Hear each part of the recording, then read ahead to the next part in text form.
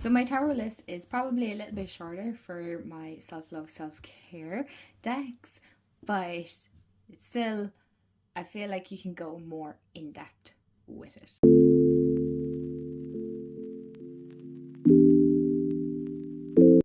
Hey everyone, and welcome back to my channel, or welcome to my channel if you're new. Hi, I'm Amanda. So today's video, we're going to talk about, this is part 2 of my self-love, self-care decks that I feel like would be great if you want to tap more into that love energy, hence the rose quartz. So get comfy cozy, grab all the snacks and the drinks that you may need.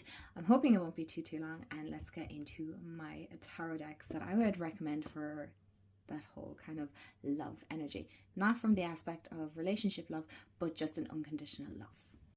First and foremost on my list is the Crystal Visions, or just Crystal Visions Tarot by Jennifer Galasso. It's a US Games, it's an old deck, it's one that I've had for many years, and I really like this deck. As you have seen in January, I worked with it with the Circe Oracle, and I loved it. This is such a gentle, kind deck. I say this and the Seven of Swords come up. Anyway, moving on. But it's a beautiful shuffle, right? So, you know, if you're ever looking for an overhand deck shuffle, I'm not going to lie, these US Game, the older ones, are just fabulous. Okay, right, Seven of Swords. No, we have King of Swords. Swords are following me around. But this is such a gentle but stern deck, right? Sometimes we need that kind of put your foot down love, right? It's like, I support you, but also you need to kind of cop on a small bit. Right.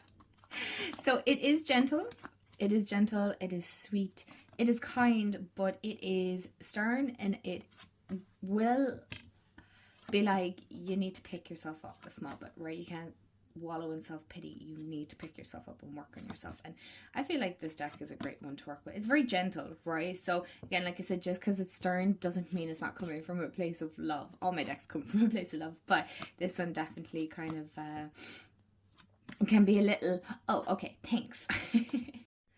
Next one on my list is the Luna Soul Tarot.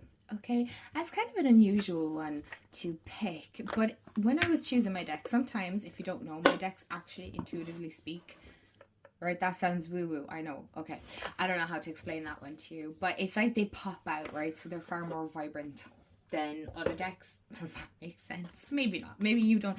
Maybe your decks don't have a personality like that. Maybe, but maybe you're the same as me, and your decks kind of talk. It's a weird one to try and explain, but I love the little hardback books. They're so cute. I know I didn't pick it because of the pink inside. I totally forgot about that.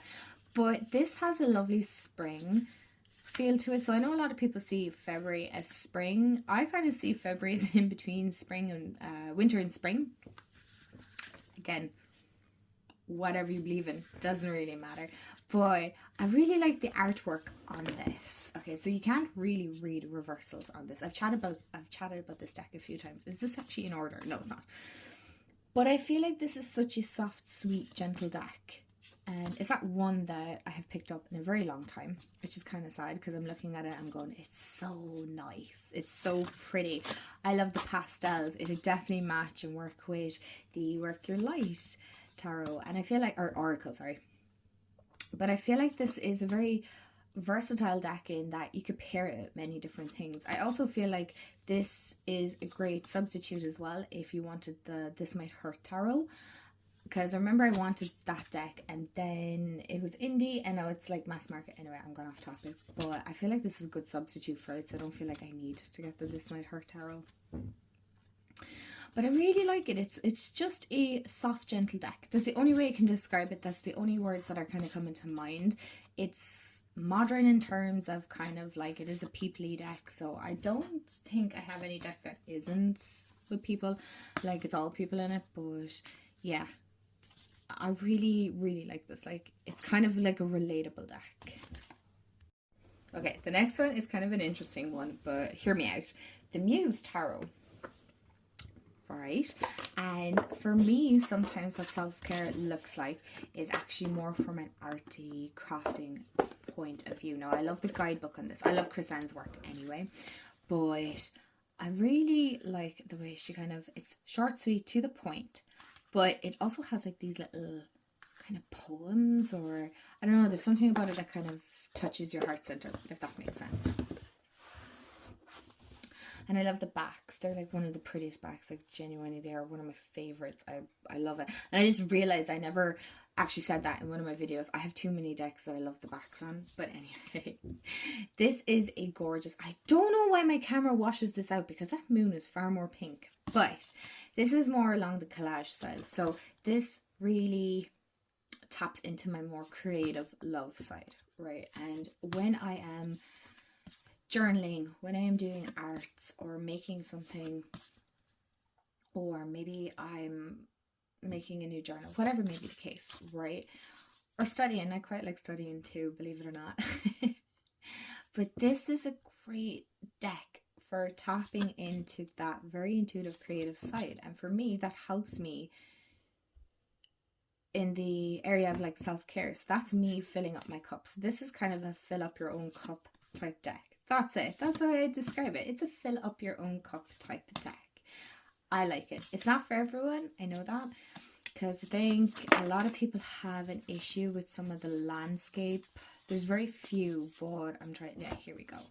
So only a few of the cards kind of go landscape, and not many people like that. So just so you're aware, in case you haven't come across this deck, I'd be surprised if you hadn't, but I understand not everybody may have seen this as well. But it was a very loved deck at one point. Like, I think it's just the Muse cards, but I love this. I love this. So yeah, this is my fill up your own cup deck. Okay, so more along the cozy side, we have the Cozy Witch Tarot deck, which you can pair with, if you've seen my Oracle one, that you can pair it with the Believe in Your Own Magic. Now this to me has a more autumn feel, but it doesn't necessarily mean you have to work with it in autumn. I don't, like, honestly, there's no such thing as having to work with decks in certain seasons. If a deck calls to you, use it, okay? It doesn't matter. But I do feel like this is, you can see from the aesthetics, right, it is an autumn feel deck. But this is a very, again, another gentle, soft, to the point, kind of hold your hand. Would you say it's a fluffy deck? I don't know. But, like, I'm not saying fluffy as if it's a bad thing, because I like fluffy decks, where I like that soft, gentle, and because I use the time that I use most of my cards would be first thing in the morning. So sometimes I don't want to be hit on the head with a deck going, hello, wake up, you need to cop on. Sometimes I just need a gentle, like, wake up, oh. Okay, maybe it's not that fluffy. Maybe this is the deck telling me I'm not that fluffy.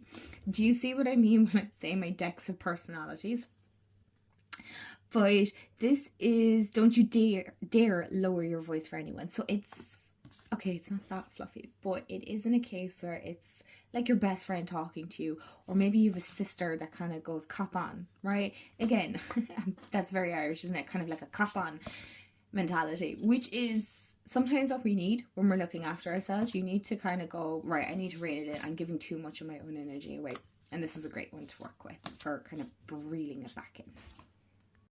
And last on my list is Tarot of Mystical Moments by Catherine Wells-Steen. I think that's how you pronounce it. And this is a US Games publication. Yes. This one is kind of a strange one, but I wanted to include it anyway because sometimes maybe we want a little bit of an odd deck to cheer us up when we're doing some self-love and self-care. Because sometimes we can touch upon hard topics and kind of hard moments when we're leading into love. Because again, we can be our own biggest, what's the word I'm looking for? Or we can be the ones that criticize ourselves the most. So our biggest, like, hater in one way. And this is a lovely kind of cheery, odd deck. Very odd. Very strange, but I like odd. I like weird decks as well. I kind of like that vintage feel, but this is kind of a great little pick-me-up, but in the oddest sense. It's kind of like Alice in Wonderland. You fell down the rabbit hole and it's just you're in this whole odd, strange world, but it's wonderful at the same time. It is very strange characters, very strange people that you have met, but it's like you fit and you belong and it makes sense. So for me, this is a sense of belonging amongst the weirdness and the oddities and the unusualness of life. And so sometimes how we don't always fit into the norm, whatever the heck the norm is. But yeah, this is my deck that reminds me that it's okay not to be normal. Okay, it's okay to be weird and wonderful and loving that side of yourself. So I feel like this deck is definitely about embracing that weird side of yourself. It is odd, but I love it. So my lovelies, I hope you enjoyed this video. Do let me know what tarot deck you're working with for February, or maybe around that whole self-love, heart center themed style deck. I'd love to know. Let me know. And yeah, okay. How many times can I say let me know?